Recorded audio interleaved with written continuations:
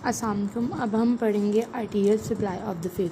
सबसे पहले हमने क्या पढ़ा था, हमने पढ़ा था नर्वस सप्लाई ऑफ फेस। उसमें हमने क्या बताया था कि सेंसरी नर्व जो है वो हमारे पास आती है ट्राइजेमिनल नर्व, और फिर इसकी ब्रांचेस बताई थी। फिर हमारे पास मोटर नर्व थी जो कि फेशियल नर्व थी, उसमें हमने उसकी सेंसरी ब्रांचेस और इसमें उसकी मोटर ब्रांचेस बताई। अब arterial supply of the face में बताते हैं कि arterial supply means blood supply of the face. Face को कौन सी जो कि आर्टरी है ना वो सप्लाई करती है, तो हम कहते हैं फेशियल आर्टरी जो है ना वो है blood supply of the face. और जो फेशियल आर्टरी होती है ना वो ना ब्लड सप्लाई फेस की ना बहुत अच्छी होती है। तो इसीलिए अगर फेस पे कोई मतलब ज़ख़म वगैरह हो या कोई चोट वगैरह लगे तो ना बहुत ज़्यादा ब्लीडिंग होती है, क्योंकि उसकी जो आर्टरी होती है ना वो बहुत अच्छी होती है। और वो जो ब्रांच होती है ना वो एक्सटर्नल कैरोटिड आर्टरी की होती है जो कि नेक में होती है। तो इसी वजह से ना ब्लड सप्लाई फेस की बहुत अच्छी है। तो इसी वजह से जो फेस के जो वूंड्स वगैरह होते हैं ना वो हील भी जल्दी होते हैं, क्योंकि उनकी ब्लड सप्लाई बहुत अच्छी होती है। फेशियल आर्टरीज की ब्लड सप्लाई है। अब इसकी देखो ना, आर्टरी जो है ना वो लेकर जाती है blood away from the heart, ठीक है। तो अब जब हार्ट से ऊपर की तरफ लेकर जाएंगे तो मतलब कि फेशियल आर्टरी जो है ब्लड वो नीचे से ऊपर की तरफ लेकर आ रही है ना, क्योंकि हार्ट हमारा नीचे और फेस हमारा ऊपर है।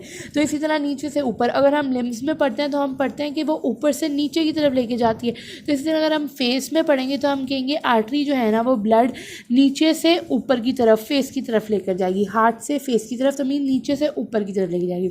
इसी तरह अब हम बताते हैं कि फेशियल आर्टरी का ओरिजिन हम बताते हैं कि it originates from the external carotid artery which is present in the neck at the greater cornu of the hyoid bone, ठीक है ना।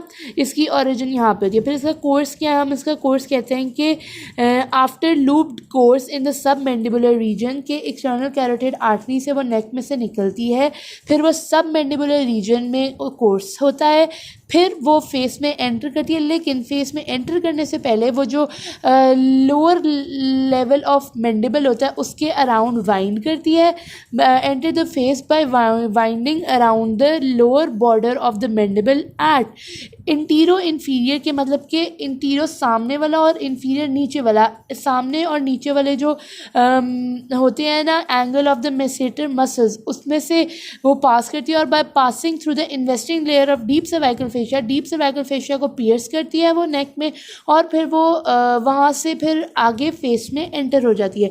और फिर वो फेस में जो है टॉर्टुरसली सप्लाई करती है, मतलब कि वो ना इस तरह बिल्कुल स्ट्रेट नहीं होती, इस तरह होती है। तो इसकी वजह से मसल्स जब फेस के मसल्स हम हिलाते हैं बोलते हैं तो इसकी वजह से जो फेशियल आर्टरी है ना वो मूव करती है। तो इसमें अगर वो स्ट्रेट हो तो वो तो टूट जाए, लेकिन ये स्ट्रेट नहीं होती है, टॉर्चुरसली पास करती है, जिसकी वजह से ये जो है ना ये मसल्स को बोलने में और काम करने में मदद देती है, ठीक है। तो इसमें हमने कहना है it originates from the external carotid artery in the neck at the level of greater corner of the hyoid bone. फिर after loop course in the submandibular region it enters the face by winding around the lower border of mandible at antero-inferior angle of the masseter by piercing the investing layer of deep cervical fascia, and in face it pass tortuously। और फिर ये branches देती है, cervical branches और facial branches।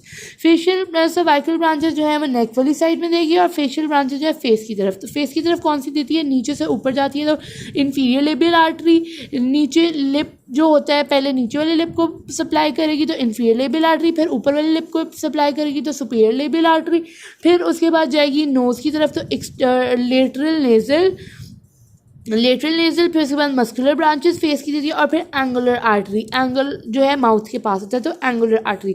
और angular artery जो होती है वो टर्मिनल ब्रांच होती है ऑफ द फेशियल पार्ट।